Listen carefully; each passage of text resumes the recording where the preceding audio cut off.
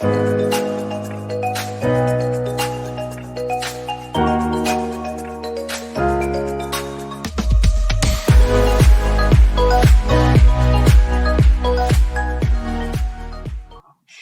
and welcome back to Your Killer Life. I am so excited for this week's guest. We are talking with Cat Phillips, and she is with Sexy Soul Search. And so, yeah, we're going to have a little bit of sex talk on this one, but probably not in the way that you're thinking. Cat is, not only is she just amazing, and I would say a long lost bestie of mine, but she is a body and soul coach. She's a cancer thriver, and I love that because that is often how I refer to myself. Survivor just seems so minimal when thriver is really what is possible. And she is out there redefining sexy and talking about how sexy and redefining that and reconnecting with the soul are tied together. So thank you so much for joining me on the podcast today, Kat. It's so great to be here, Tammie. Thank you for having me. Oh, absolutely. This is such an important topic. And I think it's a topic that we honestly don't really, I was going to say we don't talk about enough, but I kind of want to phrase it as maybe we're learning to own. Like we are learning to take back some of this language and redefine it as part of our femininity and our growth after these experiences. But before we get into all of that stuff, which this is going to be a great conversation, tell us a little bit about you, about your experience, your diagnosis, because I think that it is so helpful for us to hear from other women who have been there, done that, been through it, and all of our experiences being so unique. So tell us a little bit about you. Sure. So yeah, Sexy Soul Search really was born from my experience, obviously. And about 10 years ago, I was diagnosed with Hodgkin's lymphoma. And about a year after that, I was diagnosed with breast cancer. So I had a back-to-back double whammy. And so I went through treatments and tons of surgeries and really took a few years to really kind of get ahead of, the Hodgkin's lymphoma. And so I've been recovered fully from that since then. But then over the last several years, I kept having recurrences with the breast cancer. So I had implants and many surgeries and changing of implants. And it seemed to me at that time, unfortunately, that I was so focused on the cosmetic outcome of my treatment rather than the health of my body, which is really, a sad thing, right? So many surgeries, recurrences, my body kept getting more mutilated and more mutilated. And the last straw was that I decided to remove the implants because I thought maybe they just weren't working for me. Maybe they had something to do with the recurrence. The cosmetic surgeons will say no, but in my heart, I just thought that was the thing to do. So I had them removed and I was still desperate for some sort of semblance of breasts, so I opted for fat transfer, fat grafting procedures. Yeah. And I had a couple of those and I had complications, and lo and behold, I had another recurrence of breast cancer. So I said, you know what, Kat, what are you doing? This brings a whole new meaning to Drop Dead Gorgeous. Like you are so focused on trying to have a beautiful body, that something that you can be proud of, that you're risking your health and your life for this, image that you have in your mind that probably you won't ever achieve. So I went through quite a dark place, quite depression, at that last recurrence, and the fat grafting didn't even take. So I actually looked worse than I ever did throughout the years. And something clicked in me that I said, I have to be okay with this. I cannot keep going under the knife and injuring my body. And so I took some time to really mourn the process. I grieved the body that I once knew, and I knew that I would never get that back, or even some semblance of that. It is what it is. And so I really started to look at modalities of emotional healing, spiritual healing, and meditation, breath work, that kind of thing. And I went on like a soul search. And it took about a year. And that's what birthed Sexy Soul Search, because I decided that I am going to redefine sexy, and that I am more than my physical self, and that my sexiness radiates from my soul. And who I am at a deep soul level is who I am, and that is what is sexy. I am empowered, I am confident, I am beautiful, I am all of those things down to my soul. And I had a spiritual awakening, basically. And so that was the turning point for me. And I discovered that if this can be a turning point for me, how can I help other women the same way? Because I never, in the 10 years that I've been through this process, have never been spoken to about the emotional side, the mental side, that trauma, about, how I look physically and how it's okay to look this way. And I get to decide that I'm enough. And it doesn't matter what anybody else might think, So for me, it was a spiritual journey of self-discovery. And, I feel that if I can help people, if I can be of service to women or anybody with body image issues, but for me, because I'm a cancer survivor, that is near and dear to my heart. But there are so many people in this world that are struggling with body image concerns. And so this speaks to anybody and everybody, even people we think might not have any sort of, self-doubt. Inside, we don't know what people are feeling. So that's my story, kind of abbreviated. But so here I am today, and I've been through, relationships and been single and been married and have dates, and I've, dated when I had expanders in, and I actually, during my chemo way back, during the Hodgkins, I actually did online dating and wrote an article about it called Chemo Courtships. And I had no hair, and so I, it's a really interesting topic and subject to discuss, because whether you're single or married, or with a long-term relationship or a new relationship or a potential new relationship, this is important conversation to have. It is so significant, and it's so hard to own it in a society that sort of conditions women from childhood to seek outer validation and external validation for their beauty, for what is acceptable, there's I think a lot of pressure that is unique to women in this area. But before we get into that, I wanted to ask, what type of breast cancer did you have? I was diagnosed with DCIS. DCIS. Okay. And I get that. I want to make sure that to answer that, because I know that helps others who are going through that to relate. And mine was ILC. And I think it's also important to point out, because I did not know until I had my breast cancer diagnosis that there were so many different types of breast cancer. And Absolutely. So I always want to advocate and let people know that it is different. Treatments are different, and outcomes are vary based on all of that. And right, so, absolutely. And then you had recurrence of your breast cancer. Did you have metastasis, or are you considered metastatic, or did you just have recurrence in the breast area? No, just lymph nodes. That's as just far the lymph as nodes. Knock, knock. Yeah, but, me too.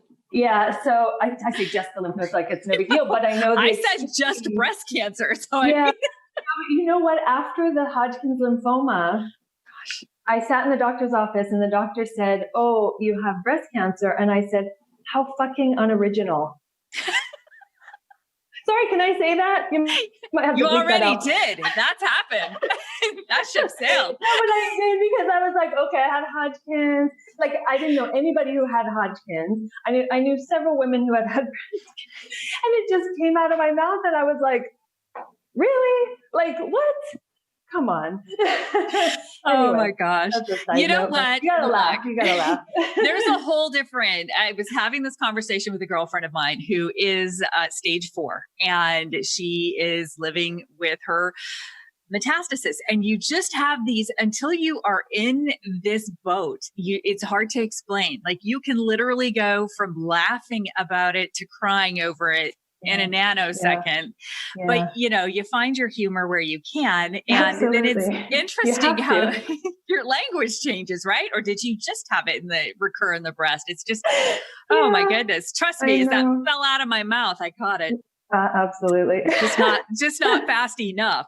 All right. So let's talk about sexy. Now, I mentioned at the beginning of this, I was excited for this conversation because a lot of times, and we were talking in the virtual green room about how a lot of times sex is defined also externally, right?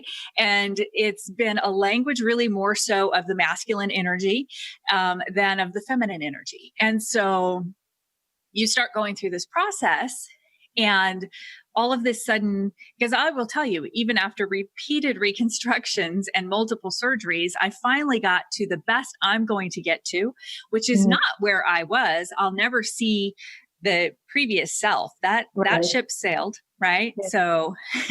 So adjusting to that, but really kind of redefining what sexy and what sensuality, what that feels like and looks like, and for you personally. And that is such a huge conversation. So yeah, you want to kick us off a little bit about what you mean when you say redefining sexy? Because if we look up sexy, we're going to find, Yeah. First and foremost, it starts with self-worth and self-love. Because if you don't tackle those two things, it's going to be more difficult for you to feel comfortable or intimate with somebody else. So for me, I have a program that I'm developing where it's different phases of kind of going through this process. And it starts with self-worth, and there's also self-love, and there's different activities or rituals that you can do. And it's really about getting intimate with yourself and finding that sexiness within you and on a physical level. So it could be something like dancing naked in front of the mirror to your favorite song. I mean, really getting your groove on, you know what I mean? And moving your body to a way that it is like sexy as hell, you know what I mean? So that kind of thing. Giving yourself self-massage, really getting intimate, knowing what feels good to you with your new body, with the way that it is now, because it's different. There might be areas you don't want touched. There might be areas that are sensitive. You have to know that. So really, I mean, every inch of you getting really intimate. And then, falling in love with who you are now, because there is a mourning process. I think that is so key that women don't do. You have to mourn the body that you once had to accept what is. So if you don't do that, you're going to have a really hard time moving forward and accepting and loving yourself as you are now. So I've done several of those kind of rituals over the year that I had my spiritual awakening. And that really got me to the other side. So I redefined sexy as I'm empowered. I'm confident now. I know that I'm beautiful inside and out. Doesn't matter. There could be nobody on this planet who thinks I'm beautiful. Doesn't matter. I do. And I've decided that for myself. So, because it is who I am, I can't change it. I can't, at this point, I can't change it. And I don't want to try to change it anymore, because all of that desperation led me deeper and deeper into a dark place. So I have to, go ahead. Yeah. No, I was just, it's so true. The confidence is so paramount. And it's also something that is stripped from us in this process in ways like that. That's a common thread. I obviously can only intimately speak from my own experience, but I can tell you that I went from someone who had ran for state representative, who had no problem speaking publicly, to feeling so stripped of my confidence that I had social anxiety meeting with friends. Like, I got to the end of this and I'm like, how do I have a conversation with people now that's not a cancer focused conversation? How do I integrate back into society and around what's normal? The old normal. And then I went through this period of just struggling to find the normal that was. And I often say it's like trying to hold the same river water twice, right? Like, that had passed. Impossible. Yeah. Yeah. And so then it really was coming down to, how do I accept and love me? And then I said it was like being a teenager again. So now I'm having to adjust to my body and learn to love myself. Exactly. That's it. And it's not easy, you know, and I feel like I'm more confident now than before I had all of this happen to me. Yeah. It's amazing, the evolution, and it's mindset, but it's a process. Transformation doesn't happen overnight, and you want to enjoy the process. You don't want to just flip the switch. You won't learn anything that way. You won't grow or expand. So it's a process, and you move through it, and it's up and down, and it's a beautiful thing. It really is. And I also loved what you said. I want to go back and talk a little bit about self-massage. Something that I see often, I'm in survivor groups, and I'm sure you are too. And sort of one of the common threads that comes up is just not wanting to touch, like not wanting to look is one thing, which is really, it's complicated because you can't not see yourself when you dry yourself off. Like, you know, eventually you're going to see it. And so what I say with breast cancer is that there's just every day you are reminded that you went through this, because you're going to see or feel or have this reminder. And talking about feel. So I was someone that, I had cupping done and I had massage done because I had painful scarring. And so I had that type of sensation. But when it came to feeling them, it was an odd thing because, and I think a lot of guys, and we have husbands and caregivers and boyfriends that listen, you know, the sensation that we have in that area is so different. And so it is kind of a trigger, because at first you're like, wow, this, either I don't feel anything, which is really hard, or it feels like your foot fell asleep, kind of numb, tingly, as nerves are redoing their thing. And so talk to us a little bit about the power of not just seeing yourself, but also, as you said, massage and getting to know yourself again and getting to feel yourself again. Yeah, I think it's really important to eventually see yourself as a sensual being, even though I talk a lot about we're more than our physical selves. It's really who we are on a soul level. We still have bodies that we drive around in this life. And this is, you know, our vehicle that, you know, it's important to take care of it. And this is, you know, what we've got while we're here. So you want to feel comfortable in your body, obviously in a safe way. If there's areas that you shouldn't be, you know, roughing up, then don't get it. But when I'm talking about massage, I'm not talking about deep pressure like a massage therapist would do. I'm talking about a light gliding motion that feels good, that you can explore your body. And even if in a sexual way you want to explore your body, it's a beautiful thing, because you are a sexual, sensual being. We are human. So go to town, enjoy it, because I think even after you have had these surgeries and you feel maybe less than, you might not feel like you're worthy of having pleasure in the way that you once did. And that's a shame. You know, I mean, if anything, you deserve it even more, you know, for everything you've gone through. And we go through so much pain and illness, and we've been not feeling good. I mean, we deserve to feel good. So to really explore and not be afraid of that. And when the time is right, the time is right. You know, you can't force it. I mean, obviously, but when you get that glimmer of, okay, I think I'm ready, to get to know this new physical being of mine. Take it slow and just, obviously in your own space, safe space, private space, and get to know yourself before, you jump into anything uncomfortable with a partner that you're not quite ready for. I think it's first and foremost, you got to get to know yourself and see that you are worthy of experiencing joy and pleasure and happiness, and that you are worthy of self-love and self-acceptance. It's not easy. It's definitely not easy. And, for me, it was discovering my purpose. I think a lot of people get to this point where you realize, all the silver linings, right? Where it's like, oh my gosh, it's not ideal. This is not what I would have chosen. But especially with the Sexy Soul Search, when that came to me like a bolt of lightning, I was like, this is my purpose. I get it now. I get it.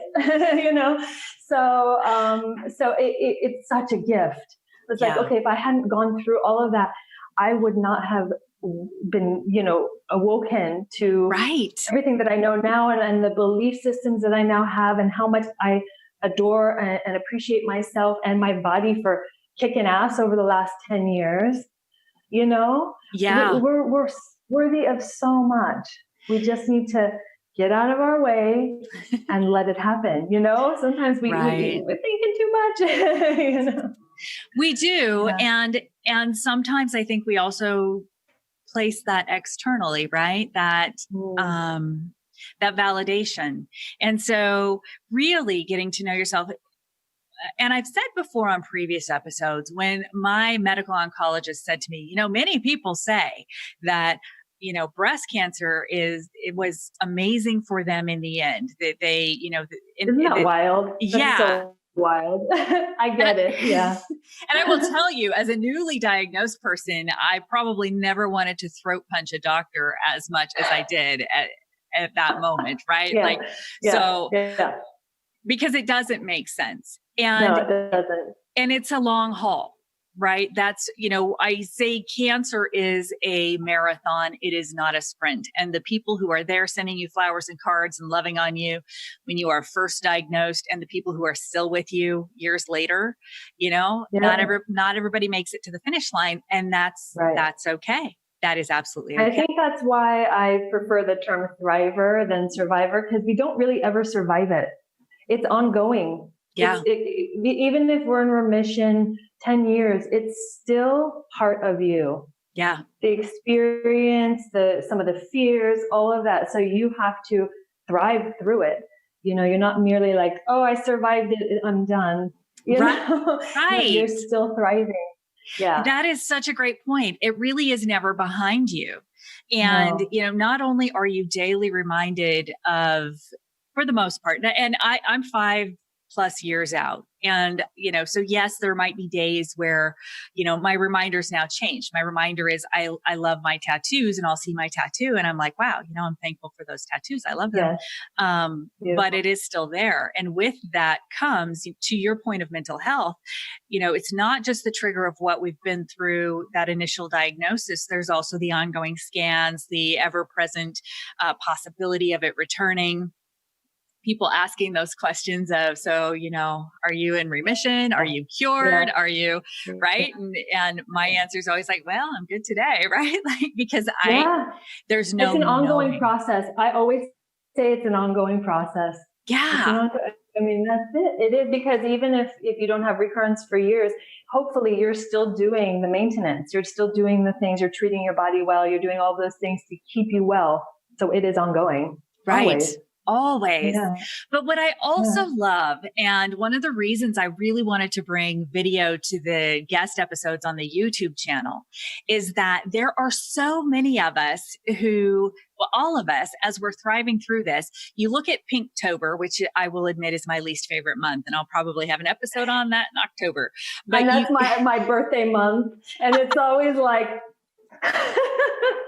I Darn know. it. I'm with you. Yeah, it's all But the good. images that we see, right? So I think back to when I was newly diagnosed, and I think back to the images that came to mind that were the images that I was familiar with when thinking about cancer. And then the reality of that secret, not so secret club, and finding so many people who were alive and living vibrantly in this diagnosis. And it was so eye-opening. And so to see that honestly, truly, people could bump into either one of us on the street, never know. Never. Yeah, that's so true. Yeah. Yeah, absolutely.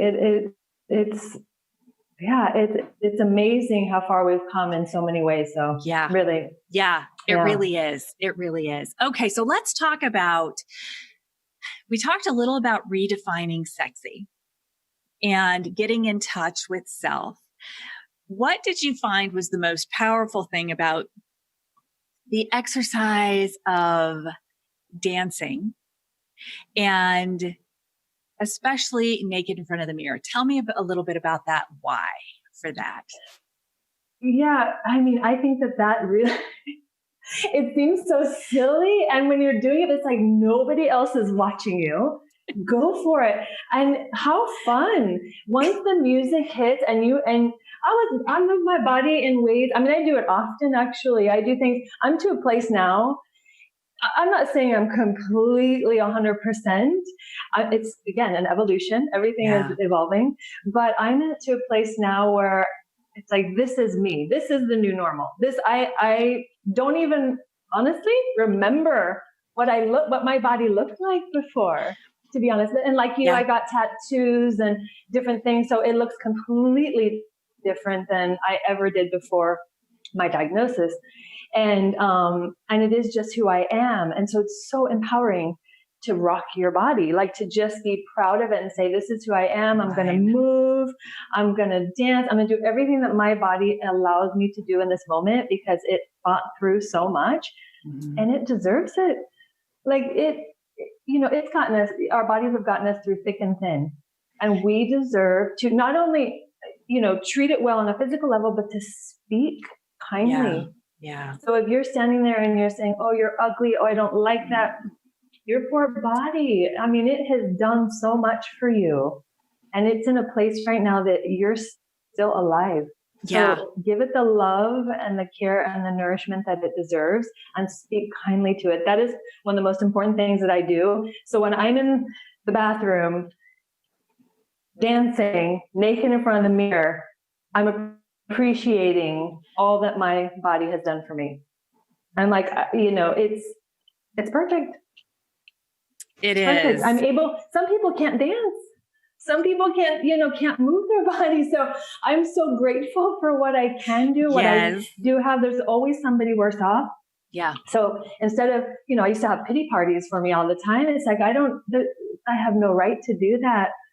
There's going to be somebody that can't even get up and move. They can't even, do the things that I am so grateful to be able to do on a daily basis. So I have nothing to complain about. I love what you said earlier about mourning, though, because, it is, you do have to mourn the loss.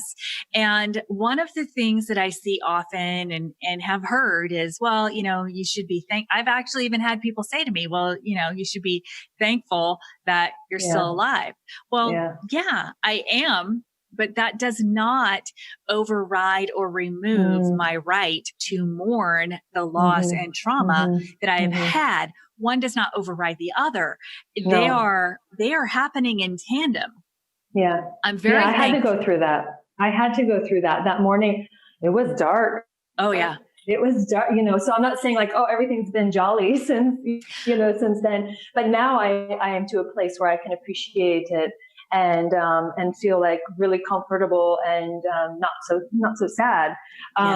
It's not ideal, obviously. I wouldn't choose it in that way, but at the time, oh man, tears and sadness and depression and just and to a point, like I said, I was so desperate that I mean, I can't even count how many surgeries I've had to try to get my body to a place where I could accept it. And then at one point I was like, this is like a cruel joke. The more I try, the worse it looks. You know what I mean? And yeah, it was deep. It was dark. It was all of the emotions, all fear and anger and frustration and shame. And I mean, all of those emotions that you can imagine. I did a lot of journaling. I, of course, with some of my closer friends that, have gone through it as well. A lot of girl talk, a lot of chatting like that, and things to work through it. But it was definitely a process to mourn. And I think that people need to be, women need to be okay with that and allow that to happen, and don't be ashamed of that. And and however long it takes you, just like you would lose anything that's important to you. Yeah. Yeah. It's when I was going through the process, my significant other, my husband Griff, asked me a really poignant question at one point, and because I was starting to dismiss it, right? I was like, they're just boobs. Oh, I'm just being vain. Oh, it's not like I need them for anything. Right. And so as I'm busy kind of emotionally distancing myself from what it is that I'm trying to feel. Like my brain and my body is trying to process this. And I am just really busy trying to be logical and shut it down. And he asked me the question of, are you sure? Well, he's really good. He first asked permission to ask a question. Do you want feedback, or do you want me to just listen? And always a dangerous question with him. And so I said, feedback, sure, go ahead, hit me. And his question was, are you sure you're not confusing identity and vanity? And that hit me really hard, because it is a part of your identity. It is a part of your person. And I think that at least, I can't speak for other cultures. I can only speak for the culture I grew up in. And then, of course, the era I grew up in. But, breasts in the United States are highly sexualized, and we don't necessarily appreciate the fact that they are what they were originally intended for, right? Oh my God. Yeah, that's a whole topic. Interesting topic. Yes. Right. Yes. So it is this interesting thing where, and of course, cosmetic surgery in the States, I forget now. Oh my gosh. I'll have to look at the stats again. And if I remember, I'll put those in the show notes, how many plastic surgery procedures, how many breast augmentations there are per day. It's astounding. Elective. Yes, elective, which is entirely different. And then kind of coming back to that, and I do want to come back to this because I think this is important too for anyone listening, for any caregiver listening, for anyone going through this. If you're thinking that the one and done is the norm, I in my experience and with what I've seen through others in survivor groups, the one and done, as it meaning I had a mastectomy and then I had reconstruction and that's all I needed. That is more the exception than the rule. And for many of us, it is a couple of attempts with everything going on in the body to get back if you can, because your story also is a common one where, whether it's because people tried, whether, and had failed implants, whether it's because they had an implant, because now we have the textured implants and the risk of additional cancer from those. So, and then there are women who really struggle with breast implant illness symptoms. Yes. And so it's really not, it's not a boob job, which is entirely different in the process and in the aesthetic. And then B, it's often not one and done. And so you really are, and there are so many different procedures. I'm going to have a plastic surgeon on to talk about all of the different procedures and there are even new ones. Yeah. But still, I think my last guest probably said it best. Like, question one is, do you want a breast mound or not? Like, how important is that to you? And we're seeing sort of that transition with the aesthetic flat closure and more women just choosing to remain flat and saying, I'm done because it's so hard on me and my body to continue to go through this. So anyway. No, it's true because it does identify you in that way. Because I mean, that's a woman's body. And I know for me, a little sex talk here, like the breasts were so pleasurable. Yeah. That was something that was really difficult to let go of. And, I still, had to mourn that too. And that's still something that's like, that's unfortunate, to give away that kind of pleasure center. But you're right. It's breasts are to feed children. I mean, that's why we have them. So the pleasure part is secondary to that. So there's a whole emotional component to that, especially if women want to have children. Now they're not able to breastfeed, or, for me, it was a real sadness for me when it's like, oh, these were what nourished my children. And now look, it's just, it kind of cuts deep. And, but yeah, the cosmetic surgery, part of it, it's tricky. It's really tricky because, again, we're so, I hate to use the word desperate, but that's how I felt. I was so desperate to get some sort of semblance back of the body that I once had, that I was doing whatever it took, not even considering the damage that it was doing, or, the long-term effects and what I dealt with along the way, because of the pressure. And there are times, where I have one, I'm missing one breast. So I do put like a little prosthetic when I go out of the house, but sometimes I leave the house and I'm like, oh, damn, I forgot my boob. Like, it's just one of those things where it's kind of like a nuisance. I don't have to go out with the prosthetic, but sometimes I think, and this is a silly thing to think, but I think I don't want it to make anybody else feel uncomfortable. I don't know, you know what I mean? Because, and it's silly, but it's like, I don't even want it to be like oh, there's something off there. They're not even looking though. Half the time, the majority of the time, people probably aren't even looking to see that you're, lopsided or whatever. It's just you. But it's just funny. You got to find the humor. And I do sometimes. It's like, oh, it's such a nuisance to have to put this prosthetic in.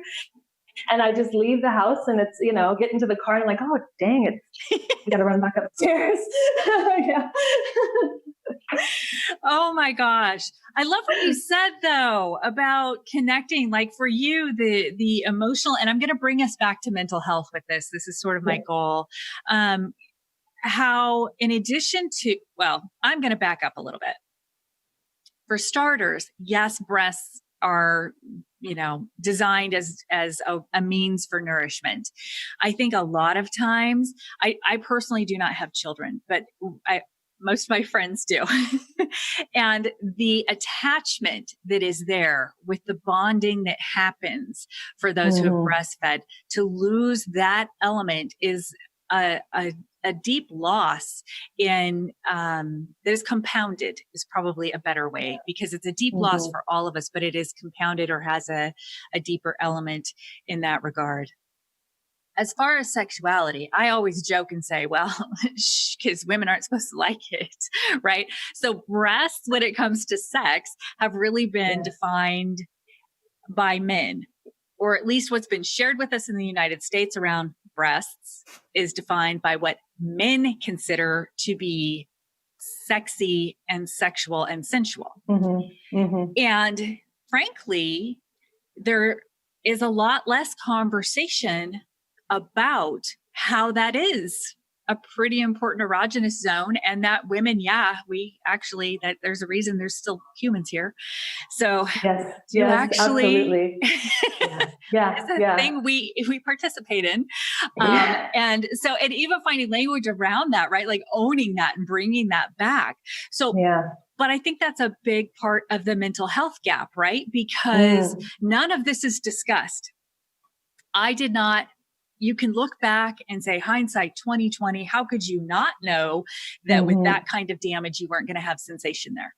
Well, I didn't. I'd never had a major surgery. I had no idea that I was going to wake up with staples in my chest, with wadded up tissue and absolutely no sensation, that I wouldn't feel the staples come out, and that it would be years before I would start to get some of that sensation back. And then when I did, it's hard to explain to somebody, like when you're doing this and you're like, is that my finger feeling that? Or is that my skin feeling? Totally. Yeah. It's odd. And unless you go through it, you don't know. And I don't, for me, I had a nipple grafting.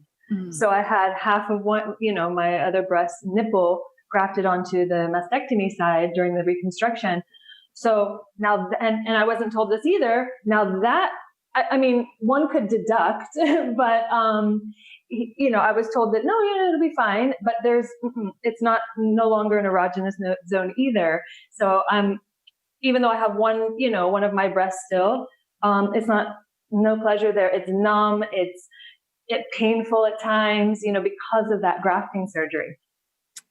I mean, these are things to consider. You don't know. And I will go so far as to say that is a byproduct of breasts being sensual from a male perspective versus being sensual from a female perspective, because the attempt is to give you nipples on either side. Right. The loss was to you for the potential gain for the aesthetics, which would be for someone else. And, and maybe for you too, if that's important to you, but you don't know unless you have all the information for that conversation. Right. Yeah. You have to decide which is more important. And, for me, if I would have known, I would have opted not to do that. Yeah. Yeah, exactly. And, fortunately I'm a research hound, and I had, and again, the doctors that you have, oh my goodness, right? Like we don't all have the amazing communicators for doctors. We don't all get somebody with a good bedside manner or somebody that thinks to communicate that sort of assumed knowledge that they have. And this is like their 10th conversation of the day, but it's your first conversation ever about it. Right. And even with that, I still had clearly some gaps in the good providers I had. But fortunately, when I had my consult for reconstruction prior to having my mastectomies, the plastic surgeon did tell me, well, typically if you do because we could only see cancer in one, and yet I did do both. And I'll probably talk about that when I talk about ILC. But part of that decision, there was a lot that went into that decision. One of the things he said to me was, well, typically, because we can't match your size, because I was larger than the largest implant would get me, we still do surgery to the healthy breast. And so he told me, you're still going to lose nipple sensation. So he went through all of that. And what was interesting is I had my gynecologist saying to me, well, I would think it would be easier to keep the one breast so that you have one natural breast and one natural nipple and one. But the thing is, like, it's carpet bombed. It's not like that. It's not like the one doesn't have anything. So it is a really interesting process, and understanding the questions to ask because you're right. Like you can look back and say, well, I should have been able to know that, but you don't. Yeah. And not only that, it's so overwhelming. Yes. Yeah. Yes. You are literally, I think back to when I was first diagnosed, and I tell people, well, yeah, I was so focused on living. Like my day to day was, what decision do I need to make today that is going to give me the best possible outcome and hopefully ensure that I'm on the tail end of the bell curve that I'm looking at when it comes to my cancer, my diagnosis, my stage. Right. And eventually it was, what decision do I need to make this month? And then it was, what decision do I need to make this quarter? But that's really kind of so much pressure. It is. And it's so fast. Because it's all on us. No matter if the doctor says this, family members say that, friends give their advice. Ultimately, we have to make the decision. So much pressure. Yeah. And we just have to keep the faith that, we do the best we can. We learn from the decisions and choices that we've made. We move forward the best way we can. Yeah, definitely. So you are such a huge advocate for that mental health side. And talk to us, because I love that personally.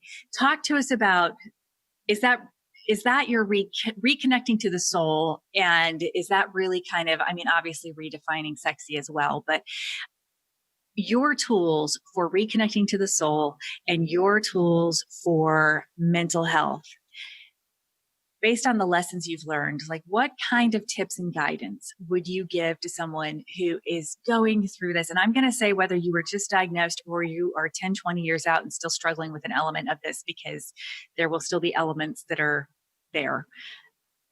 Right. Yeah. So for me, it's no matter what your faith or belief system is, for me, it was about discovering that I am more than this physical body. Maybe not everybody connects with that, but that was pivotal for me. And I hadn't really thought about it to the extent that I did once all of this kind of went down.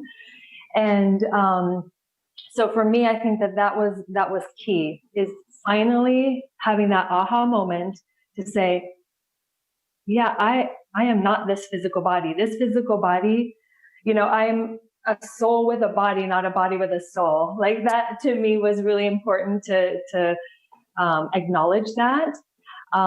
So that right there was a shift mentally to get to wrap my head around, okay, don't get too attached to this physical body. Treat it well, treat it with kindness. It's what you've got here. It's what's going to get you from A to B. It's going to be what, helps you enjoy your family, the pleasures in life. But the bigger picture is that it's not what defines me anymore. Like I had to let go of that. I had to no attachment to this physical self other than I want it to be healthy. And I'm a real advocate of holistic and integrative healing. And I've been through conventional and completely alternative therapies over the last 10 years. So, I believe meditation, breath work, really are key for mental health. And for me, that was a game changer when I started to adopt those practices. And then just really catching myself if I'm not speaking kindly to myself, if I'm being judgmental, and really catching it and say, okay. And I talk to myself in such a loving way now that I never even did before cancer. So again, it's one of those blessings in disguise. And so all day, every day, and that's the other thing about looking in the mirror. Whenever I look in the mirror, I say, I love you. You're going to have a great day. You got this. You're amazing. Who are you going to help today? I love you. You are worthy of love. You are worthy of happiness in this life. You're worthy of all the blessings that your heart desires. And that's really important. And I think it's great to do it while you're walking around in the day. But if you can look at yourself in the mirror and have that heart to heart with yourself and mean it and really mean it, oh my gosh, it's a game changer. I don't know that people speak to themselves in that way like you would your child or your sister. It's really important. We don't do that really. And again, we're not told that. I have a daughter. Today's her birthday. She's 20. So it's important for us to teach our children self-love and self-respect, because how can you love others or respect others if you don't first start with yourself? So that's really key with mental health. I love that. That is so powerful and so true. And if anything, we are oftentimes hypercritical of ourselves, right? Because we are comparing ourselves to whomever it is whatever it is. You look at how sexy was defined and how fashion has been defined through the ages, right? And for women, it's like, no, the ideal body is to cinch yourself in a corset and put a big hoop skirt on, so you look like you have a big backside. That's what's in, or Twiggy. That's what's in, or so there's a whole, just outside of breast cancer, a whole issue which you touched on earlier, right? With just being self-confident and being connected to yourself and really defining for yourself. Do you know what's so empowering is that we get to decide what's beautiful and sexy. Yes. It's up to us. Nobody can tell us. It's beauty is in the eye of the beholder, right? Yep. That's exactly it. We get to decide. So today, decide that you are beautiful and sexy. Decide it. Make that affirmation. That is truth. That is fact. It is. And there is nothing more beautiful than a confident person. And that does take that beauty out of the lens of fashion of society, of the view from other people, it really does bring it back to you because it is that confidence. And Yes. it's, as I talk to you, it's interesting because I keep in my mind hearing the one part of Maya Angelou's Still I Rise poem that just has stuck with me for forever. And, does my sexiness upset you? Does it come as a surprise that I dance like I've got diamonds at the meeting of my thighs? And that poem, it just gives me chills. Oh. Yeah. Oh my gosh. I cannot wait to actually read it again now. And that impacted me in my youth. That was one of those poems that impacted me in my youth because as a woman, she was claiming her agency and owning it in that. And it was also coming from such a painful place for her, if you know the full story. And, but being able to define that yourself, own that yourself, walk in your confidence and control your agencies, it's paramount. Absolutely. That is my dream for every woman to feel that way. There's no reason why we can't or shouldn't. It's just, it's a process. Unfortunately, it's not easy. I mean, that's such a shame, but it's definitely possible. And, I empower every woman to walk that path. I love it. So I know for me that part of my reclamation process was getting my tattoos and replacing what reminded me of dark times with something that was beautiful and meaningful to me. And that's just one, and that's not for everybody. Not everybody wants tattoos. And it was hours. Right. It was, woo. Yeah, I know. Gosh. Yes, labor of love. It was. And that was also an interesting process because I have people ask me all the time, did it hurt? Right. Because I have two huge pieces. That's true because, especially if the area is numb, because I had the same thing and it didn't really hurt like my other tattoos hurt. And it was kind of an odd feeling. It's like, okay, this is interesting. Yeah. I often say it's like having somebody just hold an Oral-B toothbrush to your skin because you feel the vibration until there's a nerve that's awake, and then you're like, exactly. Yes. But I have another piece that I would love to have, and part of me is like, no, because I know that is going to hurt. Yeah. After that, and then going back to the really painful experience. Definitely. Yeah. So, but what other? So we've talked about sort of that reclamation. So some of the tools you've talked about the dancing in the mirror and the massage, but you've also mentioned breathing and breath work and meditation. So what are some of the goals that you, especially when you're working with other survivors, that you are giving them or helping them to achieve? Because I'll tell you, meditation was not easy for me. So helping folks to get it's not easy for most people. And I think the idea of meditation people have wrong. It's not that you're trying to eliminate all thoughts from your mind, because that's impossible.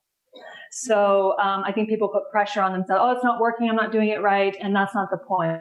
The point is to invite in that quiet and that stillness. And if you are, and to acknowledge the thoughts, but not be attached to them.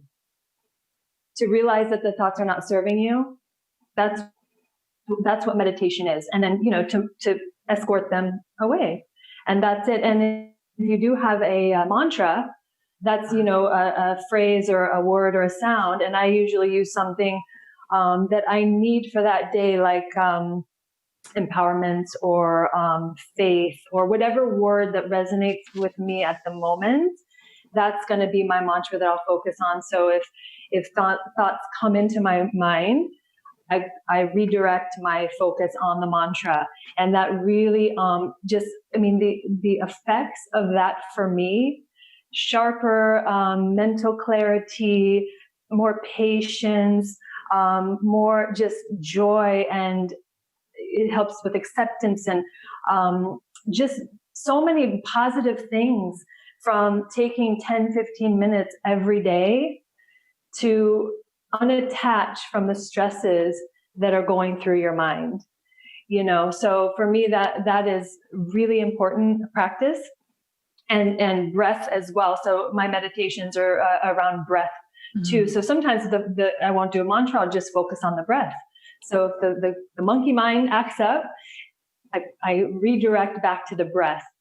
And they've proven this. I mean, meditation is no longer the Buddhist on the mountaintop.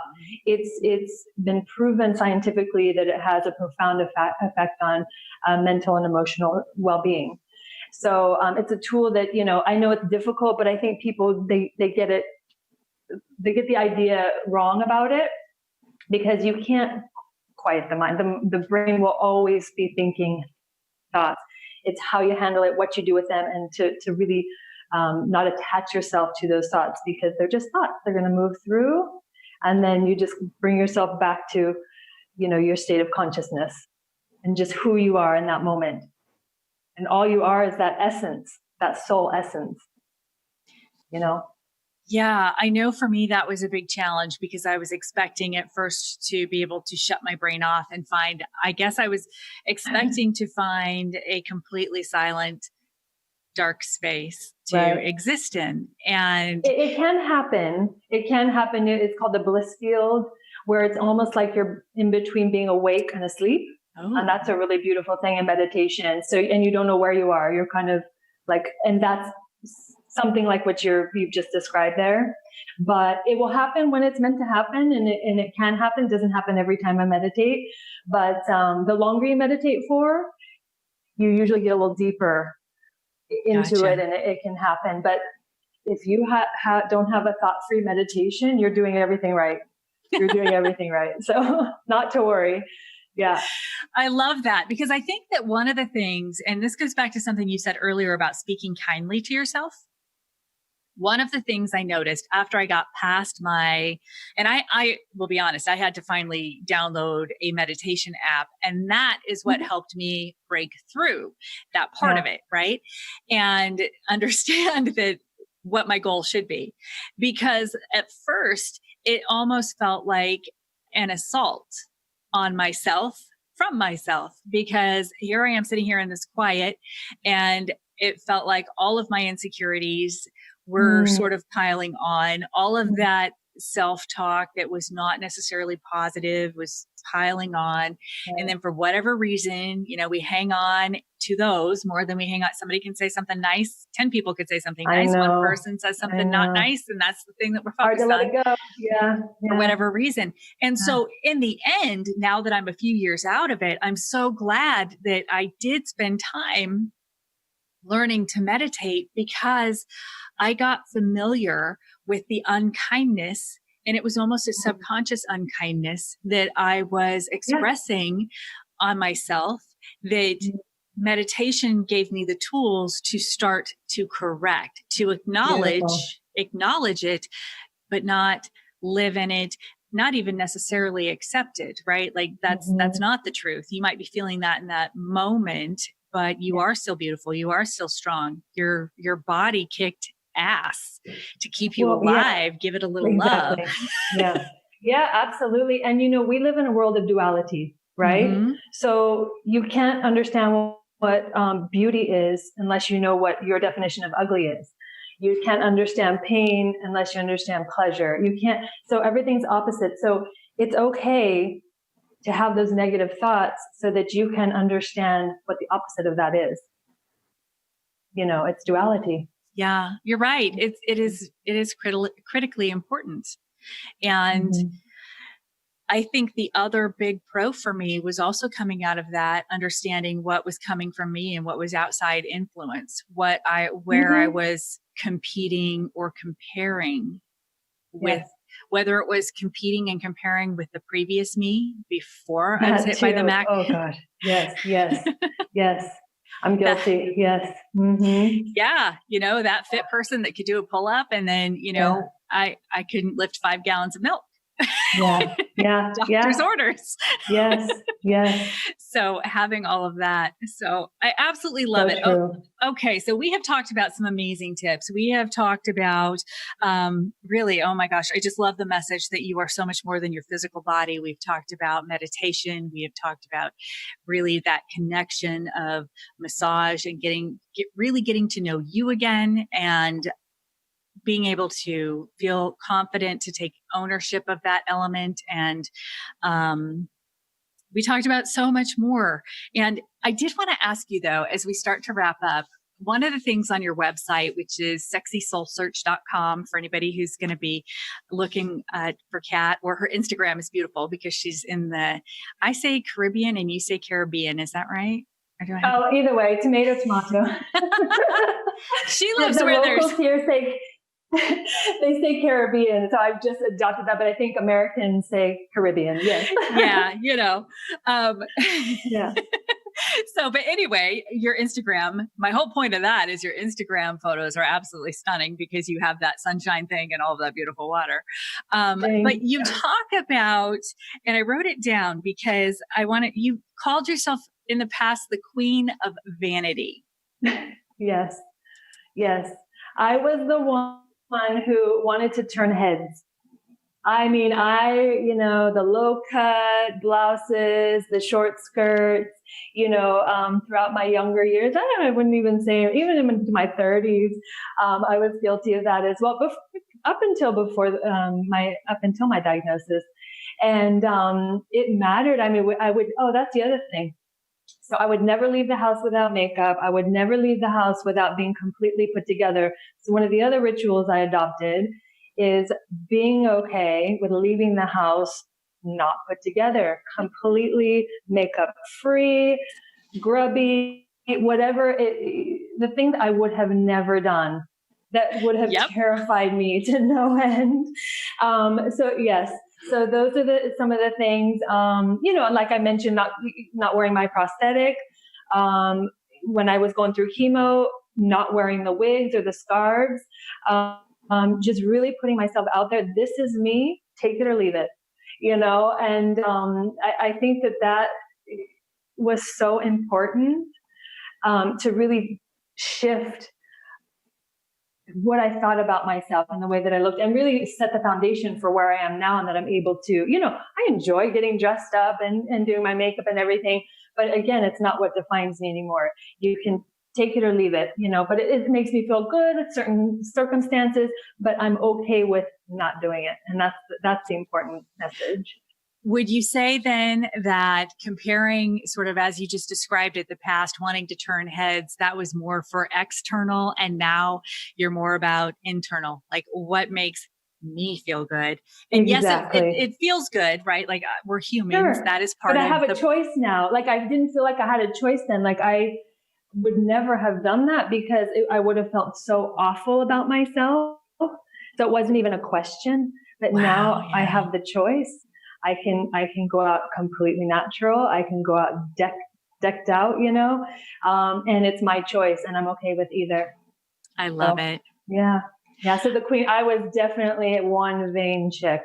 Let me tell you.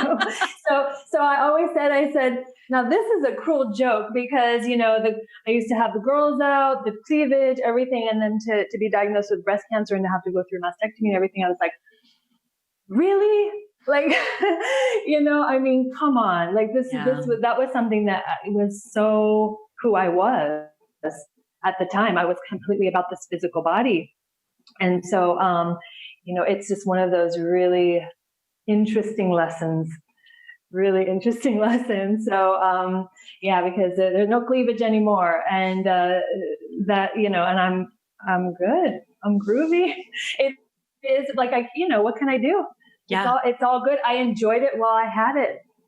It was fun. This is a whole new phase. This is a whole new chapter. So I love it. Yeah. That is such a good message.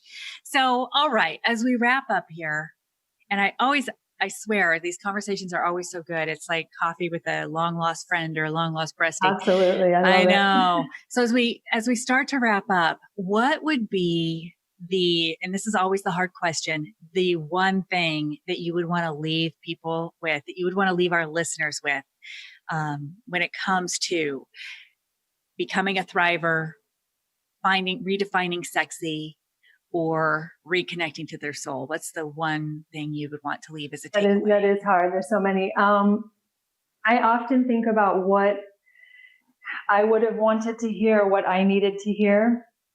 And that's the thing, and why I do what I'm doing. and the message that I'm trying to get out there, because I wish I had it at the time, because it took me quite a long process to get through it. And now I've got the tools and kind of like a little program that helps women to get through it. And I wish that I would have had that. But my kind of tagline, and the thing that I've said already many times, that I have to tell myself regularly still, is that I am so much more than my body, and my true sexiness radiates from my soul. That phrase right there, when that came to me, it was that light bulb. It's so true, because who I am, the essence of who I am, is sexy as hell. I am a beautiful being, like to my core. I know who I am. I know what I'm capable of. I'm compassionate and giving and kind and all of these things that I know that I am. And that is sexy. All that I am in my core, my essence, is the definition of sexy. I love that. That would be an amazing mantra for anyone to meditate Exactly. on. Yes. That alone. Yes. Yes, absolutely. So if folks wanted to reach you, other than taking an awesome vacation to a tiny little island somewhere out in the Caribbean, where can they find you? Yeah, so sexysoulsearch.com, like you mentioned. I'm also on Instagram at Sexy Soul Search and Facebook at Sexy Soul Search. So yeah, I put out content regularly, and it's really about inspiring you to discover who you are on a deep soul level, to discover that you are sexy, empowered, vibrant. You're all of those things that you want to be, you already are. Powerhouses. So I'm happy. Yes, I'm just happy to be of service and to help women. There's so many great people out there doing great work for advocacy and even health, nutrition, that kind of thing. But again, the spiritual, mental, emotional side, I'm having a hard time finding it out there. And I'm looking, so I just really want to open up that conversation and to help women, because no matter what your age, no matter where you are in your journey, this piece of it is going to be with you the entire way. It's a process. Oh, it is a process. And thank you so much for sharing your personal story, your tips, your ideas. Pleasure. Oh my goodness. And your tools for how you have been able to reconnect your soul and redefine sexy for you, and really step out empowered and self-loved and, self-loved, which is so huge that you're able to express that to yourself. For all of us, for that is just such an amazing goal. And that's cancer or not, being able to be confident and loved in who you are as you are, accepting your flaws and your faults, and which sometimes those, I will say, are also some of your biggest advantages. So yes. And assets. So yeah, absolutely. I agree. So Cat, thank you so much. And again, this is Cat Phillips, who's joined us today from Sexy Soul Search. And she is absolutely amazing. So many great tips and ideas and conversation today. If you want to add to the conversation and you're seeing this anywhere on any of the socials or even on the blog, leave us a comment. We always love to hear from you. And you can find us in all of the usual pod playing places. So whether it's Apple or Google or Spotify or all of those things, or even out on YouTube, and of course at yourkillerlife.com. Don't forget to subscribe and like, and that way you get a notification. And thank you so much for joining us again for another episode. And Kat, thank you again for being here. And until next time, oh, you bet. And until next time, keep building your killer life.